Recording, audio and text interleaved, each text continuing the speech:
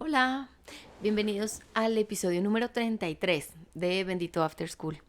La semana pasada no hicimos un episodio, nos saltamos uno, pero pues bueno, así nos vamos. Así nos extrañan un poquito. Así nos extrañan un poquito y les da tiempo para ver los demás episodios que tenemos que pues están muy chéveres. Y bueno, aprovecho primero para agradecer a todos los que nos han escrito y nos han dicho cosas lindas y nos han hecho preguntas y nos echan ganas, nos echan porras para seguir con más ganas haciendo este podcast, esta conversación así muy relajada sobre diferentes aspectos que hemos, digamos, como vivido mientras trabajamos en el medio del arte, con Salvo y yo, desde campus muy diferentes.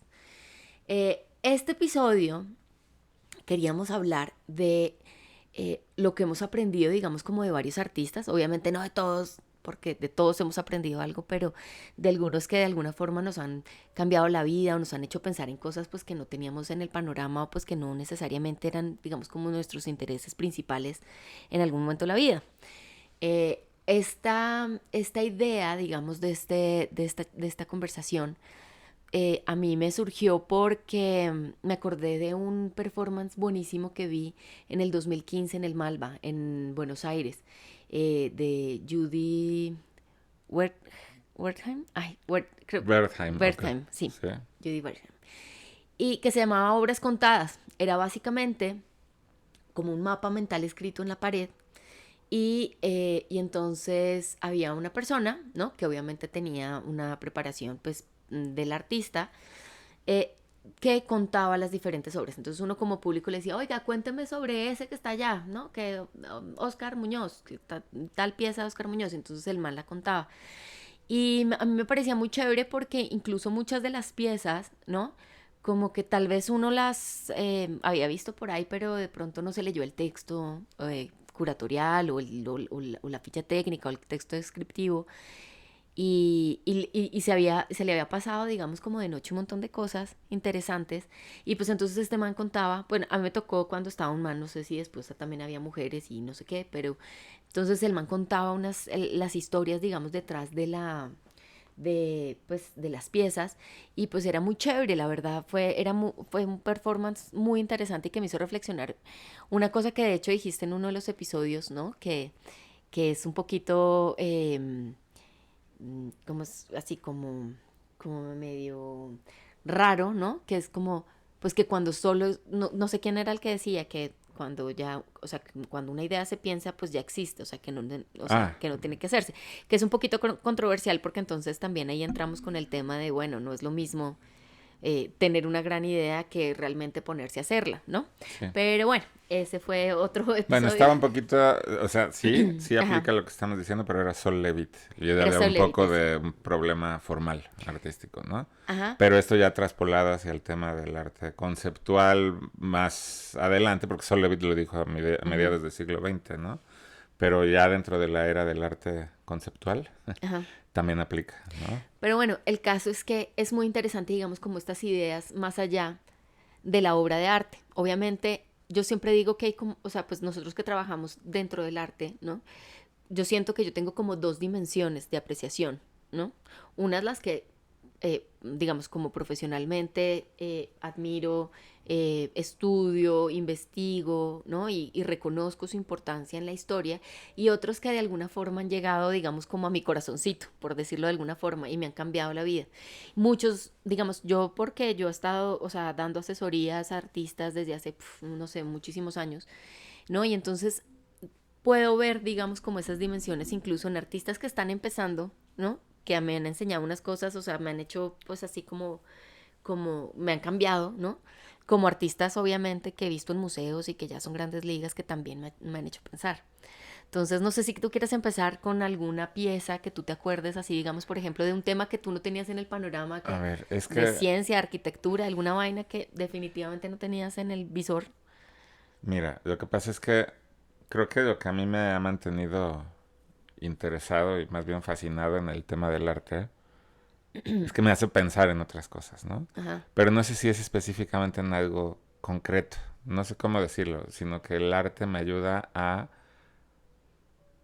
reflexionar o cuestionar la realidad a partir de la manera o el modo en el que otros artistas la cuestionan, ¿no? Ujú, Por ejemplo, yo cuando decidí estudiar arte, ya creo que ya lo he contado aquí, en mi familia siempre apoyaron a los museos y la música y así, o sea, ya tenía una inclinación al arte, pero no necesariamente era ya de que sí, voy a estudiar arte. Creo que un factor decisivo para estudiar arte fue desde que era niño e iba a este museo, ya lo conté aquí en alguna ocasión, al Centro Cultural Arte Contemporáneo, que era de Televisa, allá en Polanco. Me acuerdo que me enfrentaba a maneras diferentes de pensar la realidad, ¿no? Y entonces me acuerdo de esa famosísima exposición que se hizo aquí en México de Anselm Kiefer, ¿no? Y cómo pintaba estas cosas gigantescas, ¿no? El formato, creo que fue el primero en el que yo dije, ¿qué es esto? ¿Cómo es posible que un artista pueda hacer una obra o una pintura de ese tamaño? Me explico, no es nada específico, es como si mi cerebro fuera o mi cabeza fuera como un huevo y que hacía que se cuarteara y se expandiera, como cada vez mirar más cosas, ¿no? ujú. Eso me pasaba con Kiefer. Ahí mismo en ese museo fui a ver la exposición de Anthony Gormley, que hizo con decenas de miles de figuritas de barro, ¿no? Y entonces de repente uno lo que hacía era ver como un mar de personitas, ¿no? Y me acuerdo que esto era como muy confuso, pero fascinante para mí. Ujú. ¿Sí me entiendes? Es como diferentes maneras de cuestionar a la realidad. Allí vi la primera pieza de James Turrell.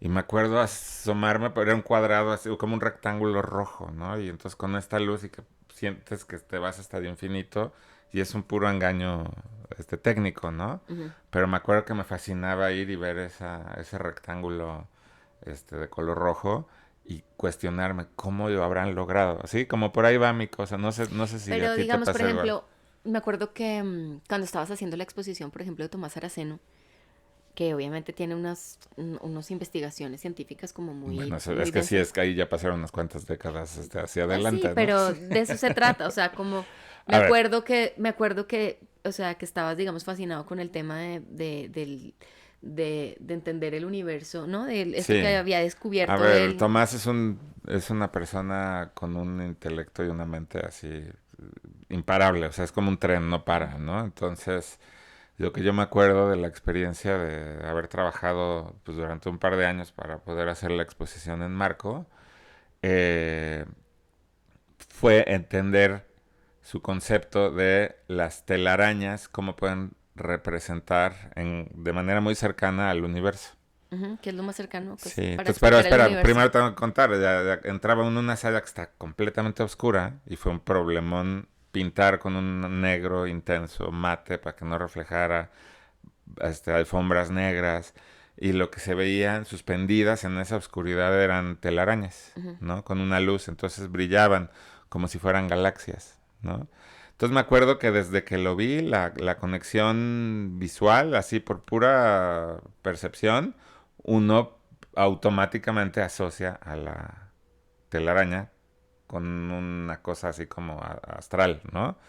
Pero ya que lo escuchaba yo conversar y de dónde sacó su teoría, es que él fue o no sé si una o dos veces o más, a una reunión que se hace anualmente entre los astrofísicos del mundo y donde han ido creando el mapa del universo conocido.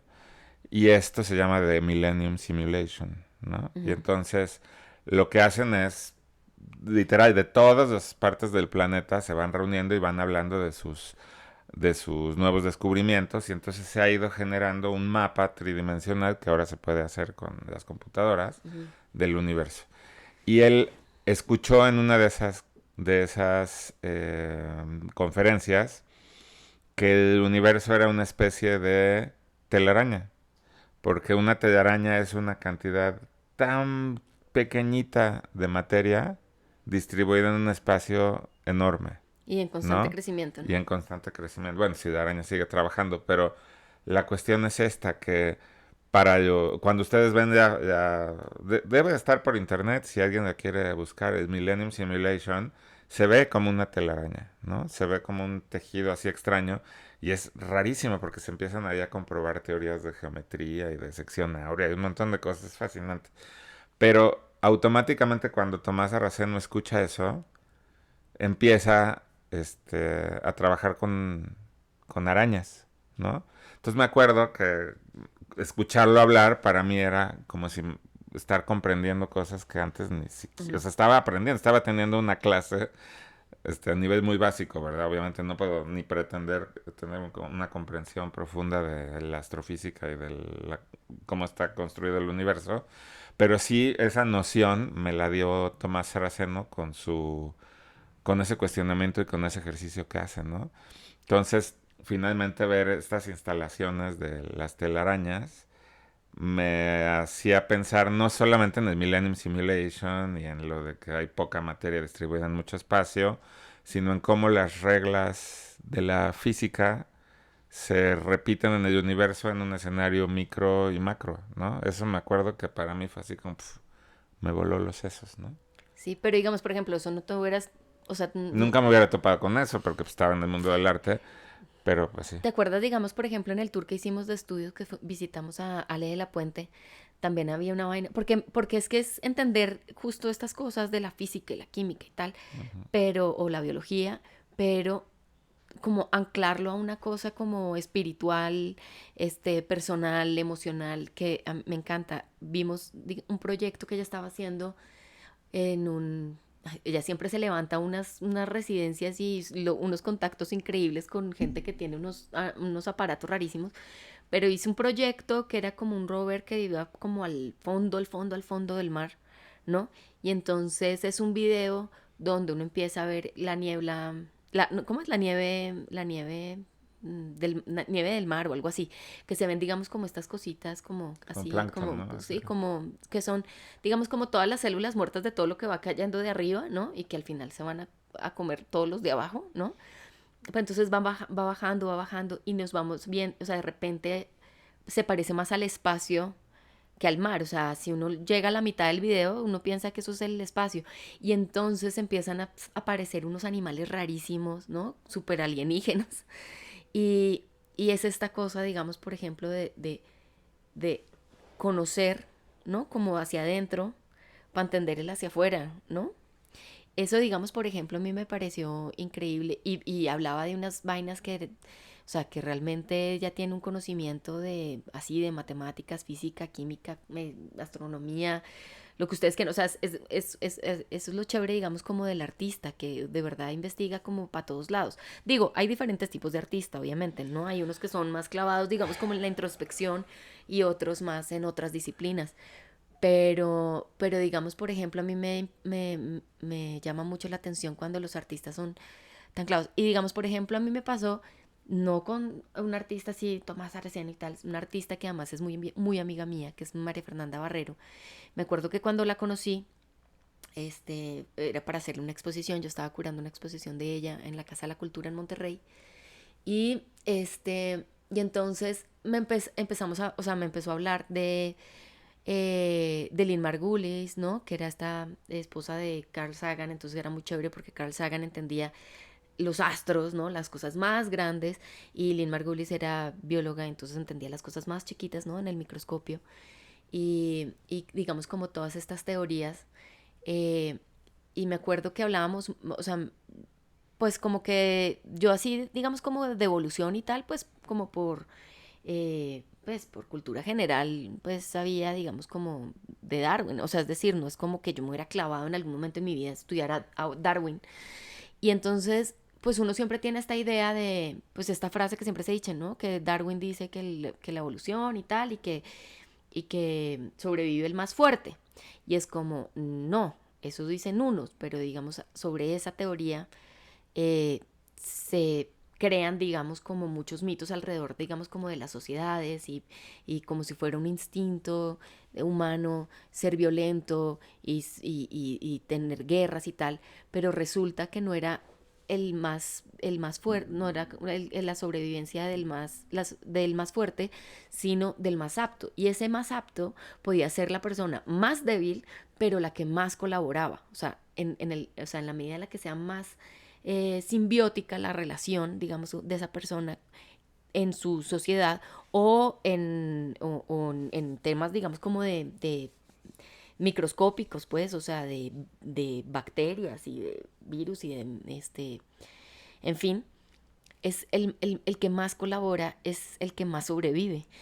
Y en ese sentido fue increíble, tanto así que de hecho le pedí que escribiera un artículo sobre unas sociedades que ella había leído, sobre unas sociedades, o sea, como los rastros, digamos, de unas sociedades que no fueron violentas, que no, se ubicaron en la tierra, o sea, buscaban, digamos, como el lugar para sentarse, no porque fuera más difícil para llegar para los enemigos o para poder atacar más mejor o lo que sea, sino para porque el paisaje era más bonito, porque había más agua, porque no como otras cosas que entonces me hizo pensar en esto, o sea, en cambiar, digamos, como este chip y llevarlo incluso hasta mi propia vida, porque yo me quedé pensando como, bueno, tal vez, digamos, por ejemplo, yo en el colegio nunca fui la más brillante, ¿no? Ni la más inteligente, pues que todo el mundo, o sea, nunca, siempre me rajaba en todo, pero eso sí, en el colegio, en la universidad y después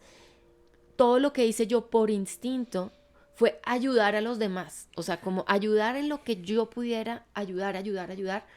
Y en esa medida, de alguna forma, pues todo fue, empezó a ser recíproco. No siempre, pero no me importaba tampoco, o sea, de eso se trata un poco también. Pero fue, digamos, o sea, me hizo pensar también a mí en mi propio instinto, en qué fue lo que yo hice cuando yo salí de la universidad, pues como en muerta al susto de, bueno, y ahora de qué voy a vivir si no me enseñaron cómo es que o sea, cómo es que se gana plata el arte, ¿no? Y Ujú. fue así, a punta, digamos, como es. Entonces, digamos, por ejemplo, esto es lo que les decía, o sea, hay una noción, digamos, como artística, académica de la obra, de su trascendencia histórica que me parece fascinante y que profesionalmente encuentro muy valiosa, pero hay otra dimensión que es real y tangible en el arte, que es donde uno realmente empieza a reflexionar y aprender cosas que ya van conectadas, es como a nivel personal, emocional, ¿no? Como... Fíjate que mientras hablas de esto, eh, estoy pensando que justamente a lo mejor el arte lo que me permitió entender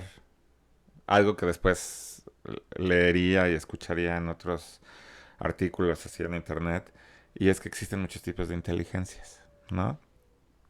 Y como estamos acostumbrados, justo acabas de decir, ¿no? Que a lo mejor tú en la escuela no te considerabas que fuiste así como la más inteligente. Yo creo que te tocó a ti y a mí obviamente mucho menos porque unos años mayor, pero el hecho de entender que hay diferentes tipos de inteligencia y a mí los artistas me parece que siempre tienen un tipo de inteligencia, al menos como norma general, muy diferente a aquella que es la que se espera en colegios y en ese tipo de cosas, ¿no? Entonces me acuerdo de repente ver a artistas y decir, wow, qué maravilla, ¿no? El capítulo pasado hablábamos de Kit Haring, ¿no? Y Kit Haring pues, era el típico rebelde que no encajaba en ningún lugar y que cedía y pintaba, no sé qué. ¿Me explico? Y mm, es, y ¿cómo podemos decir que no es inteligente? Claro que era súper inteligente, ¿no? Es otro tipo de... sí, Y creo que eso es lo fascinante y es lo que te decía yo al inicio de este episodio, ¿no? No necesariamente es un aprendizaje concreto, sino es entender cómo un artista a lo mejor tiene un tipo de inteligencia emocional o inteligencia visual. No sé cuántos hay, creo que hay ujú. muchos, ¿no? Muchos tipos de inteligencia, pero eso me fascina, ¿no? De los artistas que se plantean las cosas en términos diferentes a la norma o a lo que te imponen, ¿no? En el Sí. sistema educativo. Y ahora, también hay una cosa que me gusta mucho de los artistas que es, bueno, la mayoría, hay unos que sí son muy como, como que, ¿cómo se dice? Como, sí, como que juzgan mucho y sí son, digamos, como muy moralinos, ¿no? O sea, sí, también hay. Pero hay muchos otros que no, y eso me gusta mucho, porque no es como desde esto está bien o esto está mal, sino que te van planteando cosas. A mí, digamos, por ejemplo, cuando conocí así más a fondo y tuve la oportunidad de entrevistar a Patricia Piccinini, me encantó cómo ella empezó desde, o sea, su mamá que tuvo cáncer y ella tuvo que, digamos, como cuidarla gran parte de su adolescencia y pues adultez, digamos.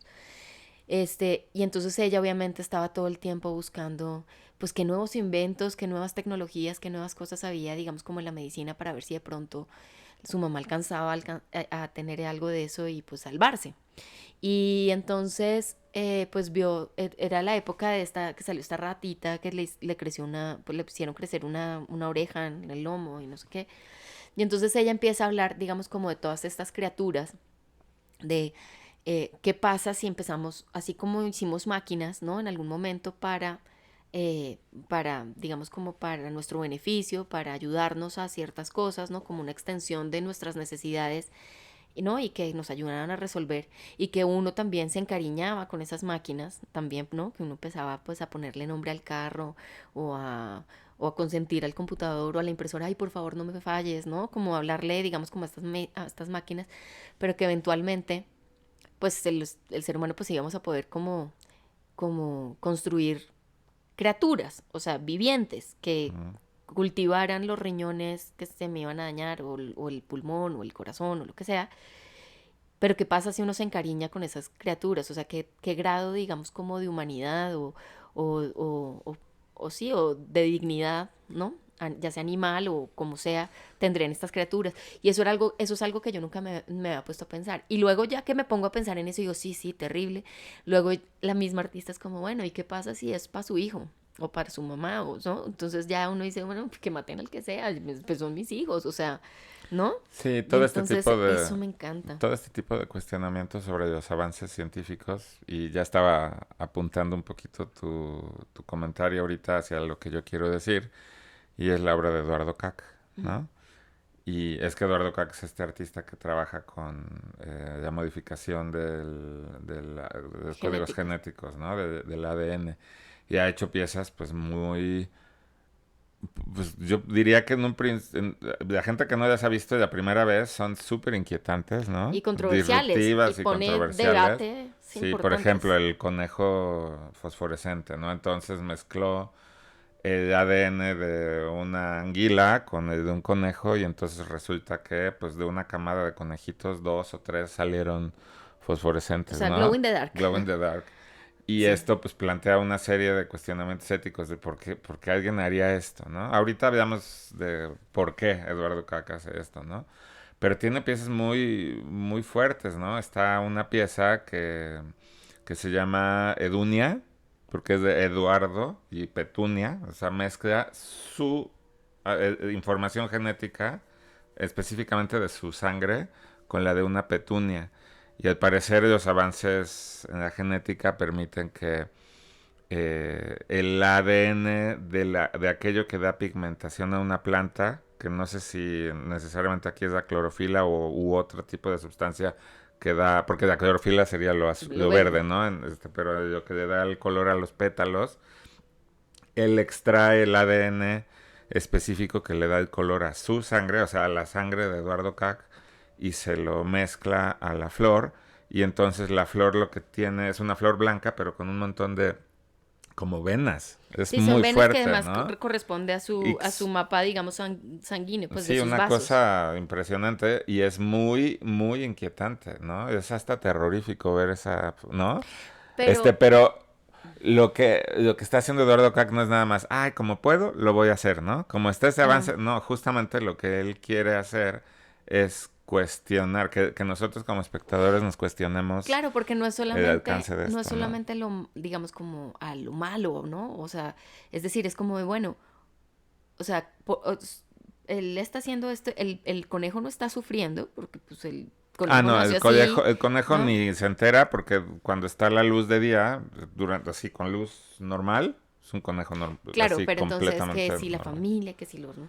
Pero al final también el man está poniendo cosas, pues temas interesantes en la mesa porque nosotros decimos que hay que castrar a los gatos y que hay que castrar a los perros. O sea, también es una decisión haciendo uso de un avance, ¿no?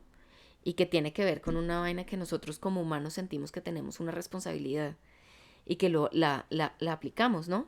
Obviamente yo aquí no estoy diciendo, no, mejor no castren a sus gatos, no, para nada. Los gatos sufren No, mucho pues si no porque están... está comprobado que viven más y Claro, más pero de todas felices, ¿no? formas, ¿quiénes somos nosotros para cortarle las huevas a los Por pobres eso. gatos? ¿Me Bueno, entiendes? pero justo lo que decimos, el arte no te da las respuestas, te plantea las Las preguntas, preguntas. ¿no? Esa es la Y a cosa. mí, y hay otra cosa, hay una vaina que yo no sé si les pase, igual ya me estoy poniendo ahí más, trascendental, pero es que no sé si les ha pasado que como que justo están pensando en algo y prenden el radio y la canción les manda como un mensaje del más allá, o sea, ¿no? O se muere alguien que ustedes quieren mucho y lo están pensando y ¡pum! Ponen su canción favorita.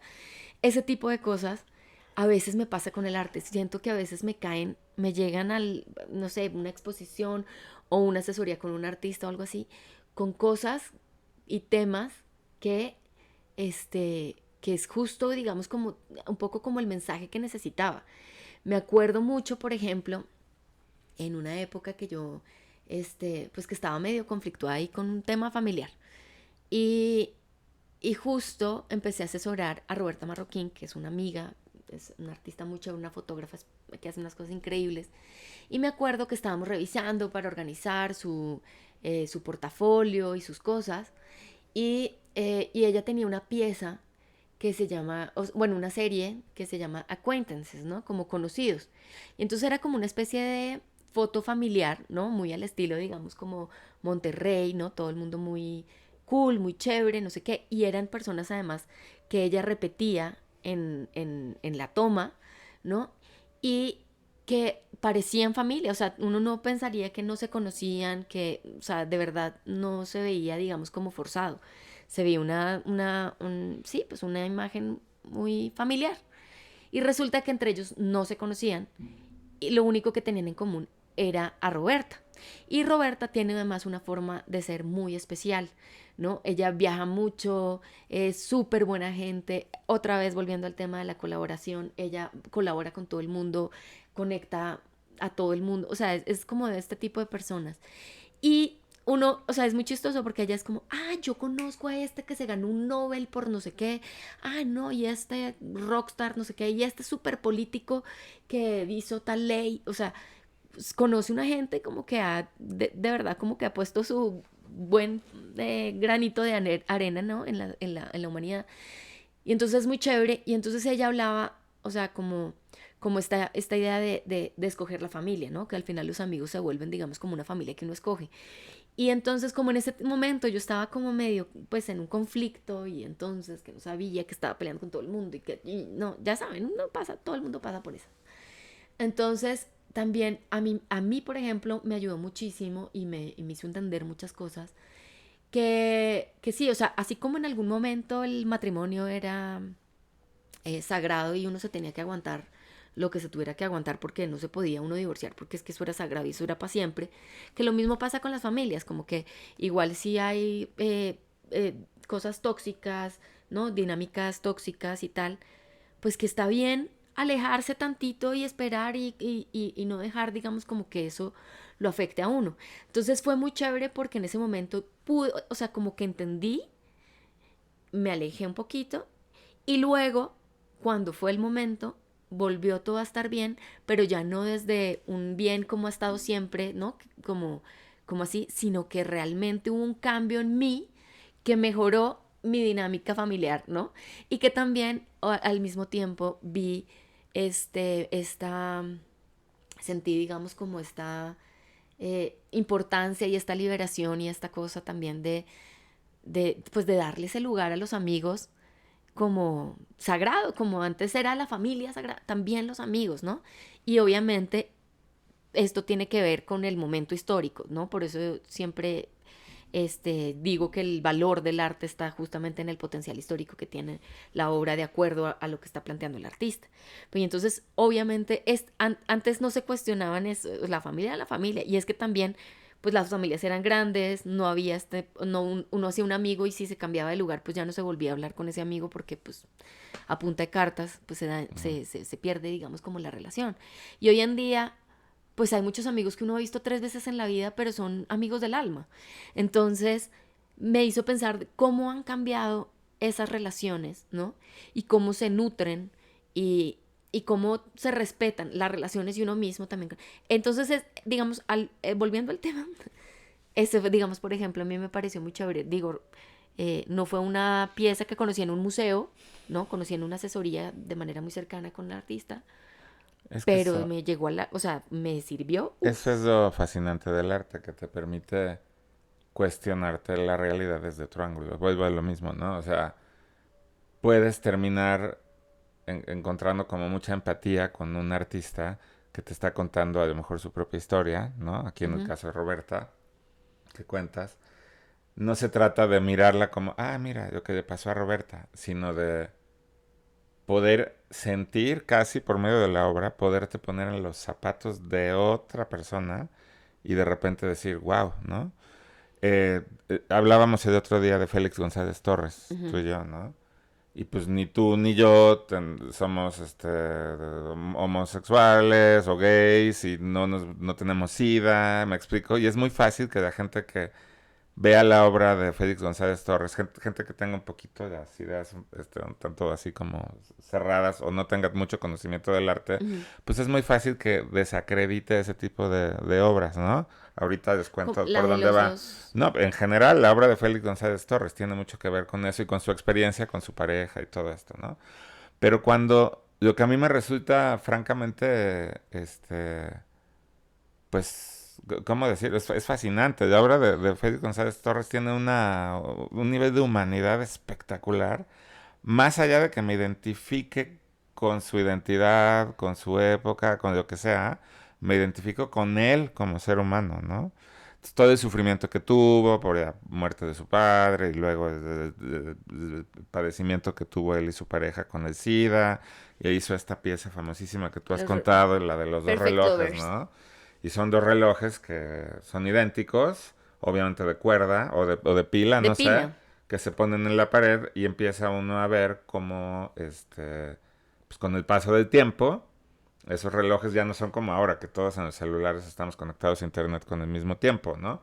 Sino que automáticamente, aunque se hayan puesto en el mismo segundo, al mismo tiempo, Con la con misma la pila. misma hora, con la misma pila, todo nuevo, se empiezan a desfasar, ¿no? Y evidentemente te Entonces, hace pensar que hay uno que se le va a acabar la pila antes que el otro. Y sí. puede que yo no sea, no viva en ese contexto.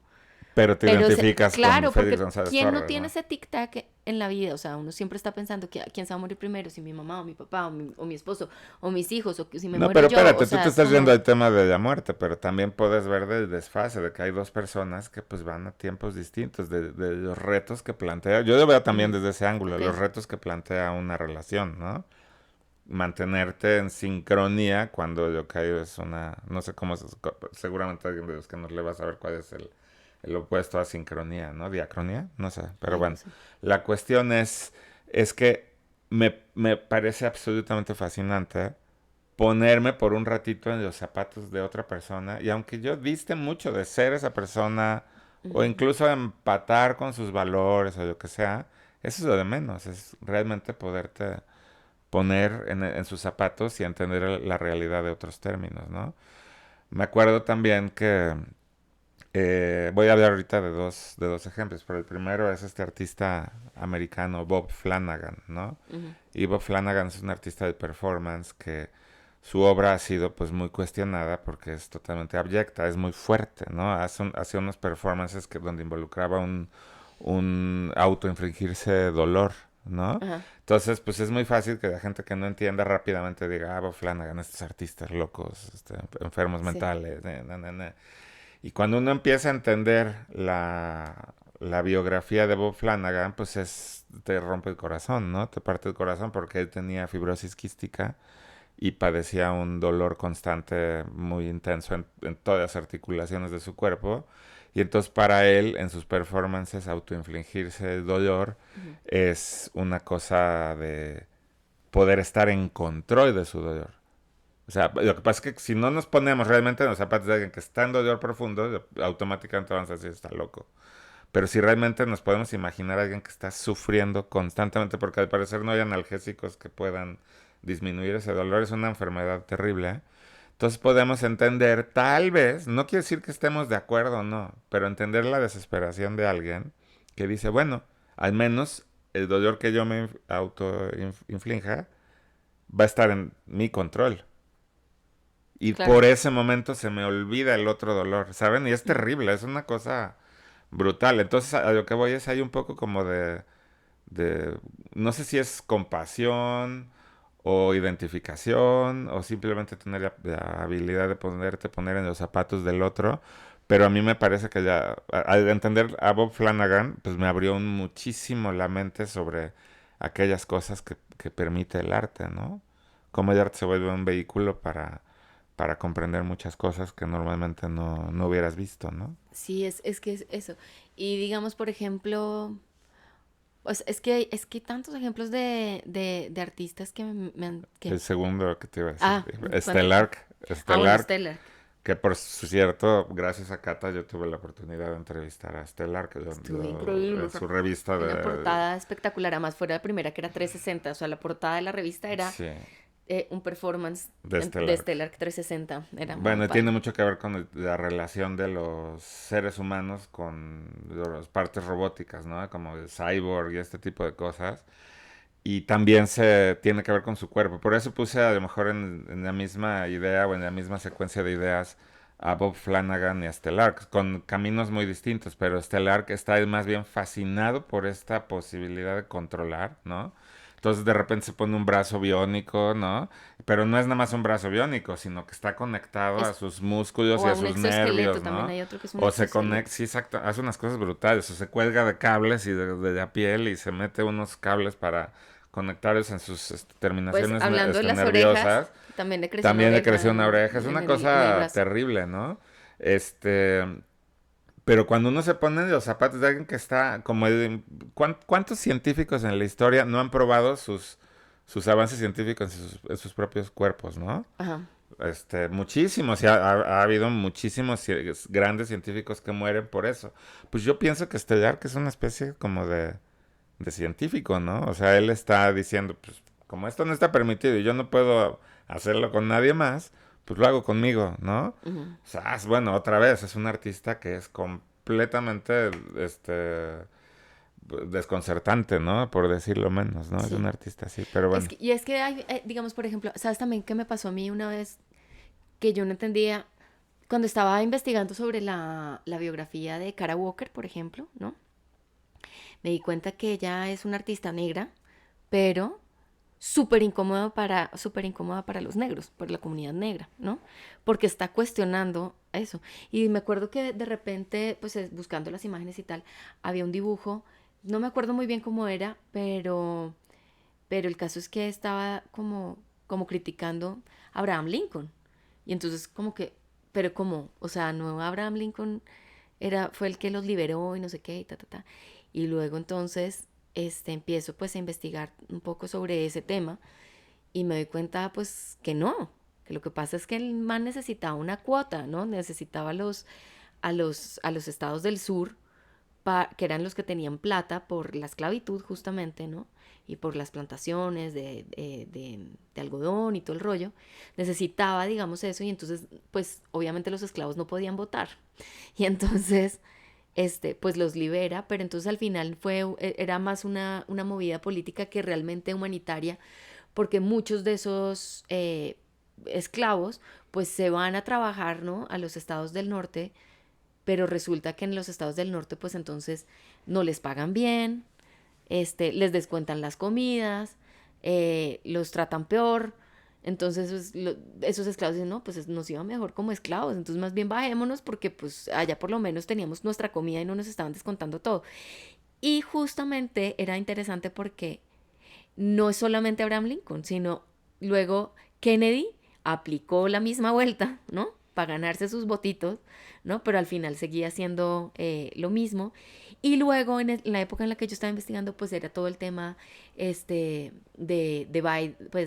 Biden y de Trump y tal, ¿no? Como en esta contienda. Y pues que Biden obviamente se estaba agarrando otra vez de los negros para... Entonces es una cosa que me sorprendió muchísimo, pues es decir, habrá gente obviamente que estudia historia o que sabe mucho que lo tenía perfectamente clara. Para mí eso era nuevo, o pues era una cosa que yo no la había visto así, simplemente yo me había comido el cuento de la historia que nos habían contado, pues que gracias a Abraham Lincoln pues se había abolido la esclavitud y pues que no. Bueno, ahí digamos que hay arte, más allá del dato histórico que estás comentando con Kara Walker, a lo que yo me iría, el valor de ese tipo de propuestas Ujú. es que te hace entender cómo hay una serie de cosas que no están a la luz, Ujú. ¿no? Y cómo revelar las agendas ocultas, ¿no? Por ejemplo, a mí me Ajá. parece el valor de la obra de Claro, Kara porque Walker, tienen ¿no? una sensibilidad, o sea, tienen las antenas paradas para todos los lados y no se comen el cuento entero, o sea, siempre están cuestionando lo que hablamos del tema de la libertad. Ellos se permiten ser el abogado del diablo, hablar desde lo que no se puede Claro, hablar, o sea, ser irreverentes, ¿no? claro. Y eso les permite obviamente tener estas nociones que tal vez uno no vería. ¿Sabes qué artista me hizo pensar en eso? Es un artista mexicano, Miguel Ventura, Ujú. ¿no? Miguel Ventura, que no sé si quienes nos escuchan saben quién es, pero es un gran artista. Hace rato que no hablo con él, pero también lo considero un buen amigo. Él trabaja con el tema del lenguaje, pero crea unas historias lo más extrañas y aberrantes a veces, ¿no? Sí. Y lo que persistentemente comenta él con sus instalaciones y sus videos es cómo el lenguaje puede ser utilizado como un mecanismo de control masivo, ¿no? De las sociedades. Uf, eso me parecía espectacular, ¿no? Me parecía espectacular. Y de repente cómo juega con ese tipo de lenguajes justamente para despertar en el espectador esa idea de aquello que está abajito de la superficie pero que no todo el mundo ve, ¿no? Ujú, Me parece fascinante. Esta pieza gigantesca que hizo casi cuando se inauguró el MOAC, ¿no? ujú. Que hizo una mega instalación. Tú estabas Sí, ahí sí, también, sí. ¿no? Fue la Una inauguración del cosa MOAC. brutal. Y hablaba de justamente este tipo de ejemplos en los que la historia había sido pues manipulada o las sociedades habían sido manipuladas por el lenguaje, ¿no? Y me acuerdo que siempre es muy polémico. A veces los artistas no los leen así, ¿no? En el caso de Miguel Ventura fue completamente incomprendido porque hizo una instalación donde ponía suásticas, ¿no? Y era evidente que estaba hablando de un símbolo que había sido utilizado para manipular a la sociedad y la comunidad judía se quejó, ¿no? Porque Pero se estaba obviamente obviamente se burlando estaba burlando de de los los, alemanes y de de cómo los ellos sabían, nazis. sí, pero bueno, pasa mucho, ¿eh? Pasa mucho con el arte, ¿no? Que se mete con estos temas que pues la gente lo lee muy por encimita y no profundizan, ¿no? Sí. Pero digamos que sí se requiere un tipo de actitud hacia la vida, hacia el conocimiento, de apertura, que me encanta, ¿no? Ahorita en la mañana fuimos al Museo Jumex y yo te comentaba que me encanta que los niños que fueron al taller que se hizo ahí para niños, Ujú. son niños que se están cuestionando las cosas de manera distinta al grueso de los niños, ¿no? Eso me Sí. encanta, De ¿no? hecho, Ale Alarcón es la que estaba dando el taller, que es una amiga artista también. Y ella decía que inclusive no solamente en lo que dicen, sino como todavía no tienen, digamos, como esta forma, digamos, como de armar sus frases, ¿no? Los niños, que esa búsqueda de poder darse a entender, ¿no? Dicen un montón de cosas muy interesantes y eso es muy chévere. Pero ahorita que estabas hablando, digamos, como del tema del control, volviendo al tema de Ventura, también justo me acordé de otra cosa, digamos, como lección de vida que, que tuve con una artista, que es Fernanda García Navarro, que es una amiga de Monterrey y también en las asesorías, pues estábamos viendo muchas cosas, ¿no? Le estaba ayudando también, que el portafolio, que unas imágenes, que una carpeta y unas cosas así. Y el tema del statement y tal.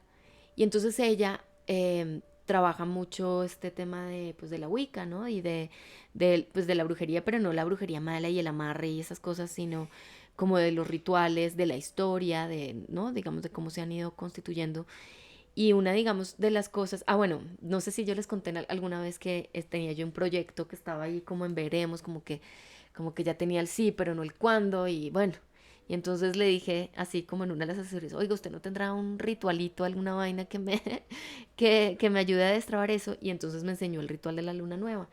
Y una de las cosas, que me cambió la vida, o sea, realmente fue impresionante hacerlo y bueno, todo, pero una de las cosas más importantes, digamos, que hay que tener en cuenta, digamos, para hacer el ritual y tal, es cambiar el chip, ¿no? Y es el tema de no tener culpa, ¿no?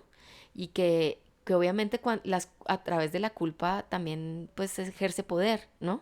Te hacen sentir culpable por sí, o sea, como que si no haces esto, entonces te vas al infierno, o que si no haces eso, entonces te van a meter a la cárcel, o no, como estas cosas de la culpa, entonces era o sea, el chip que había que cambiar era como cortar un poquito con esa, que no importa si uno es religioso o no, pues, pero que uno siempre tiene el chip de la religión de esto, ¿no? Del ser bueno, que uno tiene que ser bueno y, no, y prohibido ser malo, y el pecado, y no, esa cosa.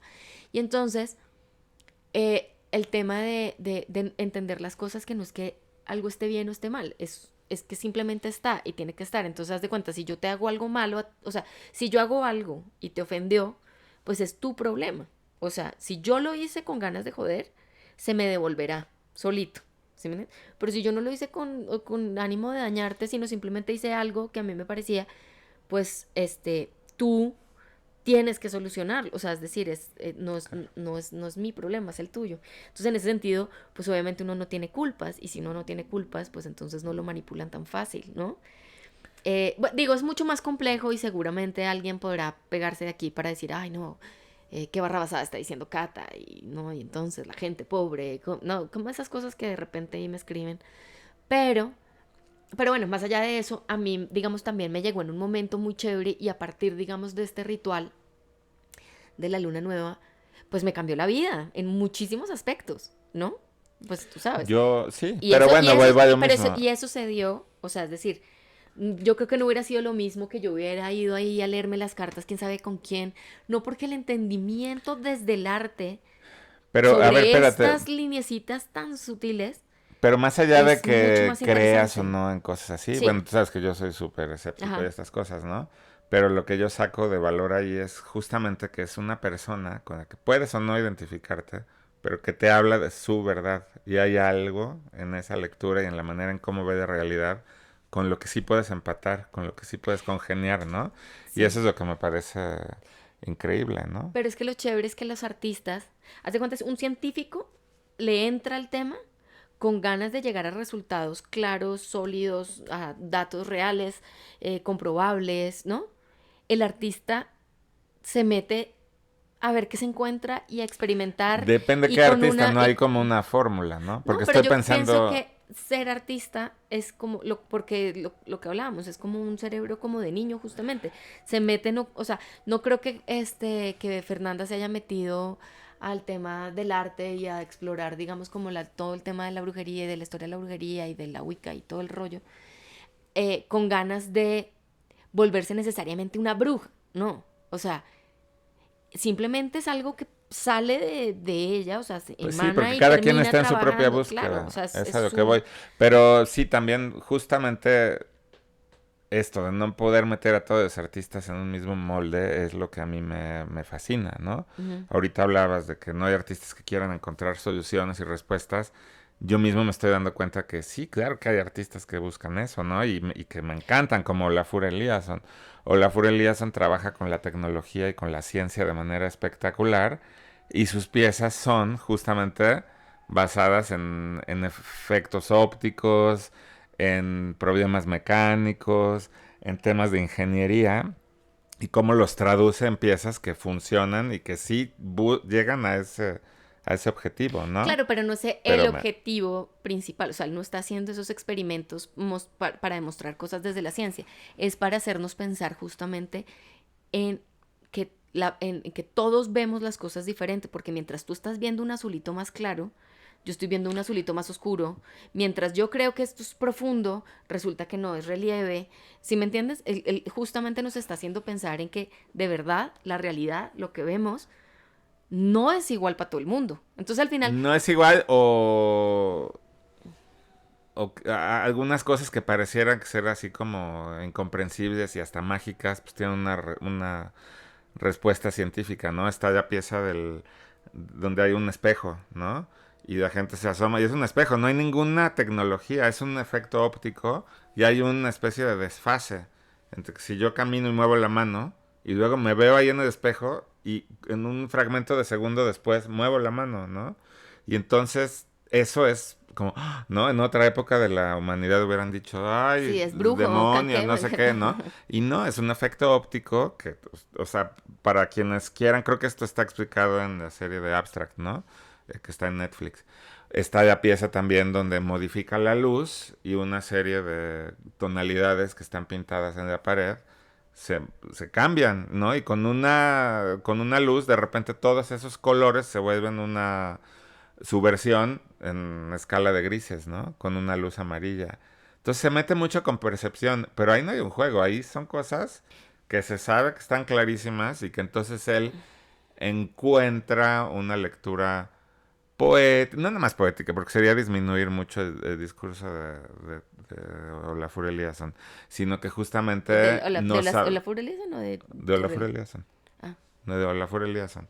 Se mete con el tema de la luz en esta pieza, ¿no? De los amarillos o del reflejo y el espejo, y es justamente que el espectador se cuestione todas esas problemáticas y todos estos temas que tienen que ver con una comprensión más profunda del mundo por medio de la ciencia, ¿no? sí. Entonces, bueno, en resumidas cuentas, justamente eso es lo que me gusta, que no todos los artistas van por el mismo lugar o por el mismo canal.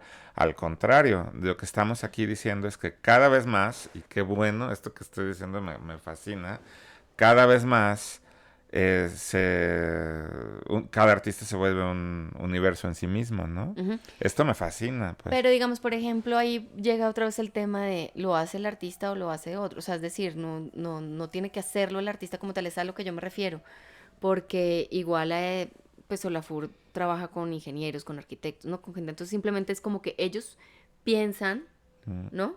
Cómo, o sea, el qué, y ya después resuelven el cómo. Pero, o sea, No, te lo juro, por ejemplo, hablábamos de Tomás Serraceno, que curiosamente cuando era joven trabajaba con como Olafur. asistente de Olafur, ¿no? O sea, dos artistas que trabajan mucho con el tema de la ciencia. O sea, Tomás es de la Millennium Simulation, ¿no? Del universo y de las telarañas. Él sí está mucho como en buscar una cosa y entonces crear un equipo multidisciplinario para lograrlo. Ujú. Pero la Furia Eliasson es un tipo que tiene una formación científica. O sea, él es un tipo que sabe mucho y justamente es él el que está, Sí, ¿no? Pero bueno, pero hay otros que no. O sea, es de decir, acuerdo, justo, justo. y el No les podemos objetivo. meter a todos en el Y mismo el cajón. objetivo no es que algo funcione desde lo científico, o sea, es justo que nos haga pensar en eso, ¿no? O sea, puede ser desde la ciencia ficción, desde mm, cosas que realmente no han pasado, ¿no? Tal cual. O cosas que de hecho tenemos por ahí guardado un tema que es el tema del mito, ¿no? O sea, como que te hacen creer que esto pasó, que esto lo hizo tal artista y el artista está inventándose un alter ego o inventándose un personaje que lo está haciendo, ¿no? Porque también está la parte del, sí, o sea, del mito, de no El importa si simulacro. estoy, sí, el simulacro, de que estoy diciendo, hablando mierda, pero estoy haciéndole pensar a la gente lo que quiero que piensen, ¿no? Ujú. Entonces, pues sí, a ver, yo creo que igual estaría chévere que nos comentaran, pues que nos dejaran en comentarios qué artistas a ustedes los han dejado así como pensando muchísimo. Este tema no tiene fin. O No sea, tiene fin, pudiéramos podemos hablar hablar, porque ajá. podemos seguir comentando qué otro artista nos cuestionó. Yo nada más así como para cerrar y acompañando esto que dices, que nos pongan aquí en los comentarios sus ideas y sus experiencias. Yo nada más decir que cuando el arte, digamos, la segunda mitad del siglo XX deja de ser solamente un ejercicio así como más formal y todo. Ojo, soy el más fan y me encanta de la modernidad y todos los ejercicios que se hicieron en las vanguardias artísticas del siglo XX. Pero lo que ocurre inmediatamente después de la Segunda Guerra Mundial y el arte de medio siglo, ¿no? Del mid-century, del siglo XX, se vuelve cada vez esta cosa de experimentar con medios, conceptos, ideas que estaban afuera del Ujú. mundo del arte. Y esto es lo que probablemente está alimentando todos los ejemplos que hemos mencionado hoy aquí. Artistas que dicen, ok, no voy a trabajar un proyecto que es totalmente autorreferencial, o sea, un arte que habla sobre el arte. Lo que estamos hablando aquí es de artistas que están usando su práctica, su experiencia y todo para hablar de otras cosas, ¿no? Entonces encontramos artistas que trabajan con temas políticos, con temas científicos, con temas de denuncia De social, historia. con temas de historia. Entonces esto es justamente lo que motivó un poquito el episodio de hoy. ¿En De- qué nos han puesto a pensar estos artistas más allá de, ay, solamente de la creación así ¿Sabes? abstracta y ya, ¿no? Para no hablar solamente, digamos, como de los científicos, porque obviamente pues desde lo científico, pues como que uno tiene muchas dudas, por decirlo, ¿no? Pero también, digamos, por ejemplo, en el tema de la historia, uno cree que, pues por cultura general, uno sabe muchos datos y tal, pero digamos, por ejemplo, a mí me encanta hablar con Joaquín Segura. El man se sabe unos datos que es como de, ay, o sea, me siento tan bruta, ¿no? Porque el man sabe demasiado sobre muchas cosas, Maravilloso. batallas, datos, fechas, Bueno, videos de Kara presidentes. Walker, justo. Sí, O sí, sea, son bueno, Kara artistas Walker que se también. meten con el tema de la Sí. historia, Hace ¿no? poco también estaba... Bueno, nos podemos quedar toda la vida hablando de artistas. Déjenos en comentarios, quiénes creen ustedes así que les han, cambiado la vida de alguna forma o pues o por lo menos la forma de ver la realidad, y qué obras digamos como que han entendido como a un nivel mucho más allá de digamos como de lo artístico, sino que los ha tocado en ¿Mm? el corazoncito. Pues bueno, y pues nos vemos entonces el próximo lunes y nos vemos. Sigan catalinarestrepo.artoffice, que ahí también dejamos varios contenidos y consejitos y tal. ¿Listo? Bye. Bye.